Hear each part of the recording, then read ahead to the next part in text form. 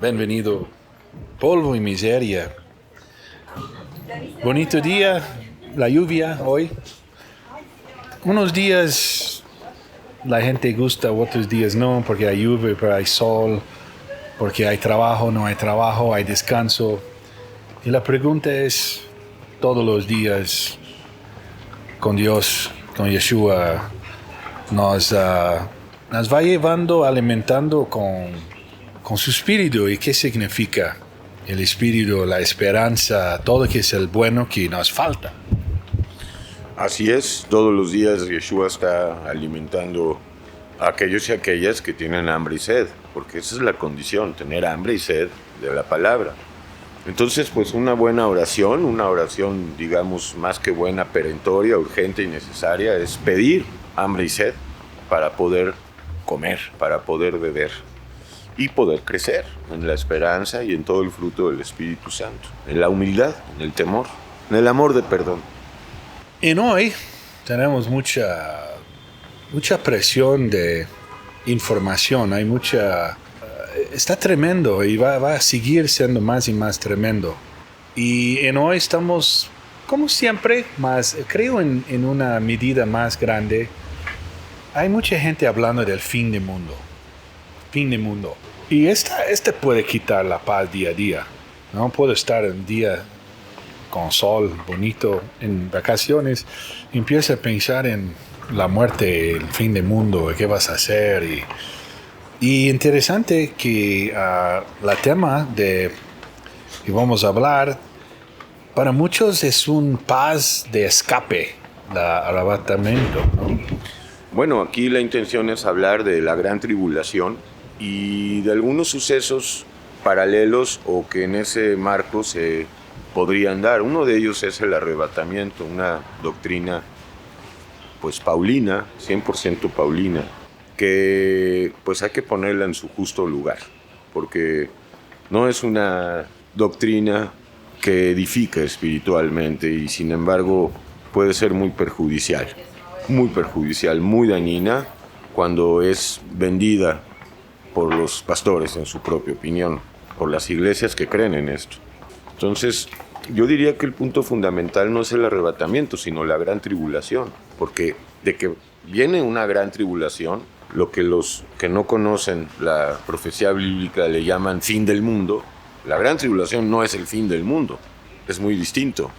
Por eso considero que lo importante es hablar de la gran tribulación, porque de ahí se genera la idea del arrebatamiento. Y hay la parte de los que están adentro de la doctrina de esto, porque tienen miedo. El hambre y sed es diario. No estamos movidos, viviendo porque tenemos miedo llegando a Dios. Estamos siendo cambiados y alimentados y amados día a día para que Él nos quita esta preocupación. Sí, más que quitar los miedos, nos da poder para vencer el miedo. Los miedos, porque es todo un légamo de miedos lo que tenemos los seres humanos. Entonces, sí, en ese sentido, si no conocemos a Dios por revelación, pues no es posible estar libres de este miedo a la gran tribulación que muchos tienen y a otros miedos del día a día. Entonces, aquí otra vez el problema es la religión. Y en ese sentido el cristianismo, porque esta es la religión que habla, aunque mal, de Jesús, de Yeshua. Entonces, el diablo sabe que los humanos necesitamos creer. Y él se aprovecha de esa situación. Y para eso todas las religiones, para que las almas sean sometidas, controladas, ni siquiera por los líderes humanos. En realidad hasta los líderes humanos están sometidos a Satanás. Entonces, lo del arrebatamiento es todo un tema, pero, repito, lo importante es hablar de la gran tribulación, porque sin gran tribulación no hay arrebatamiento. Vamos a hablar un poco sobre los puntos importantes de la gran tribulación. Esta es 100% divina, o sea, Los mismos profetas de Israel anunciaron que vendría esta gran tribulación, que de hecho tiene que ver con Israel. La gran tribulación es un periodo de tiempo en donde la persecución y hostilidad al pueblo judío principalmente va a alcanzar niveles alarmantes. Es todas las naciones gentiles contra Israel. Ese es el tiempo de la apertura de Jacob, que dice, por ejemplo, Jeremías 30. Y todos los profetas, Sofonías 1, Isaías, todos los profetas hablan de la gran tribulación. Y Yeshua mismo, en Lucas 21, Marcos 13 y Mateo 24. Y todo el libro de Apocalipsis, prácticamente del capítulo 5 al 19, al 18 más bien, relata la gran tribulación. Mas habla también de los que están en Cristo, ¿no? Que son sacrificios, son testimonios vivos para los líderes que van a hablar, que es la iglesia, ¿no? Sí, bueno, está la creencia cristiana de que antes de la gran tribulación es una postura, la pretribulacionista, se llama pretribulacionista. Estos sostienen que la iglesia va a ser arrebatada antes de que comience la gran tribulación. Se basan en Apocalipsis, por ejemplo, en las palabras de Yeshua, yo te guardaré de la hora aciaga que ha de venir al mundo, y de otros pasajes para argumentar que el Señor viene para arrebatar a su iglesia. Mientras en la tierra está sucediendo la gran tribulación, pues ellos dicen que las bodas del Cordero se efectúan en el tercer cielo, y después de que termina la gran tribulación, ya el Mesías viene con su novia, ya esposa, a reinar en el milenio. Pero también está la postura postribulacionista. La diferencia fundamental es que los pretribulacionistas ven dos venidas de Jesús. Una para raptar a la iglesia, arrebatar a la iglesia, y otra al final de la gran tribulación, ya para reinar. Pero los postribulacionistas no ven dos eventos, ven un solo evento. Al final de la tribulación, el Señor viene, arrebata a los escogidos, mandará a sus ángeles que reúnan a todos sus escogidos y reinará en la tierra 1000 años. Esas son las dos posturas principales sobre el arrebatamiento. Hay un mid también, una postura. La postura mid-tribulacionista, que pues prácticamente la única diferencia con los pretribulacionistas es que ellos separaron, dejan la semana 70 de Daniel íntegra de 7 años. En cambio, los pretribulacionistas sostienen que Yeshua usó la primera mitad de la 70ª semana de Daniel en su ministerio y solo queda un pendiente de 3 años y medio. Pero en realidad es muy semejante la postura pre a mid, porque ambos ven dos eventos distintos, dos venidas distintas, uno para arrebatamiento, otro para ya reinar. Los postribulacionistas solamente ven un evento. Y estamos hablando del evento después de la primero evento es Yeshua en la tierra como sacrificio, su primera venida. Y unos dicen que es como 2.5, es decir, que el arrebatamiento es medio, llega por medio, no pisa en la tierra, y hay esto. Entonces, la gran tribulación hay mucha que apoya en la Biblia, ¿no? Mas el arrebatamiento fuera de Tesalonio, donde agarran la mayoría, donde podemos ver donde Jesús explica o habla de esta posibilidad, donde están las fuentes. Bueno, de donde se han querido agarrar las personas que creen en el arrebatamiento, pues Mateo 24, Mateo 25, la parábola de las 10 vírgenes, Apocalipsis 3, la mención de yo te guardaré, de la hora aciaga que ha de venir a la tierra. Hay otros textos, digamos, menores o de menos importancia, y hay otros de Pablo. Es un hecho que Pablo creía en el arrebatamiento. Y más aún, él creía que él se iba a ir en el arrebatamiento, porque dice nosotros que hayamos quedado hasta la venida del Señor. Entonces Pablo sí creía en el arrebatamiento. Sin embargo, Pablo no dice, o no lo deja claro, que ese arrebatamiento pudiera ser antes de la gran tribulación. Más bien me inclino a pensar que Pablo pensaba que el arrebatamiento coincide con la segunda venida. porque dice nosotros que hayamos quedado hasta la venida del Señor. Ahora, teorías de la conspiración hay muchas sobre el arrebatamiento.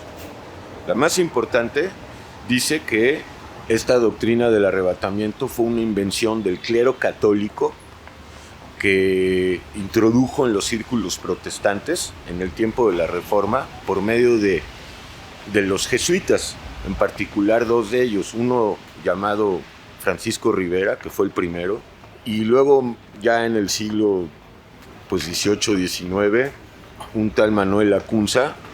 Esta teoría de la conspiración sobre el arrebatamiento sostiene que fue una invención del clero romano para dividir al protestantismo, lo cual no es descabellado, Ernie, no es descabellado.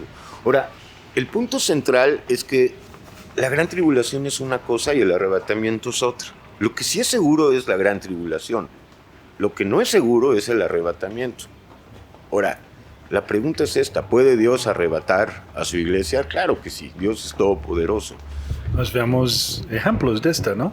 Hay dos ejemplos en el Antiguo Testamento de arrebatamientos individuales, Enoc y Elías, que pues son un argumento en favor de que sí es posible un arrebatamiento. Y mi opinión personal, y la digo, puede haber un arrebatamiento, claro que puede haber. Sin embargo, esto no debe de ser importante en la vida de los hijos y las hijas de Dios. Esto no es lo importante. De hecho, esta doctrina no edifica espiritualmente. Aquí lo que edifica es vivir en juicio contra la criatura vieja y en amor de perdón y de servicio diariamente, en la renuncia, y no estar esperando, como muchos y muchas, como tú decías, hasta hay personas que hacen búnkers, tienen búnkers en sus casas, en sus iglesias, pues, previniendo esta situación. Entonces, es un peligro lo del arrebatamiento por cómo lo manejan las iglesias que creen en esto.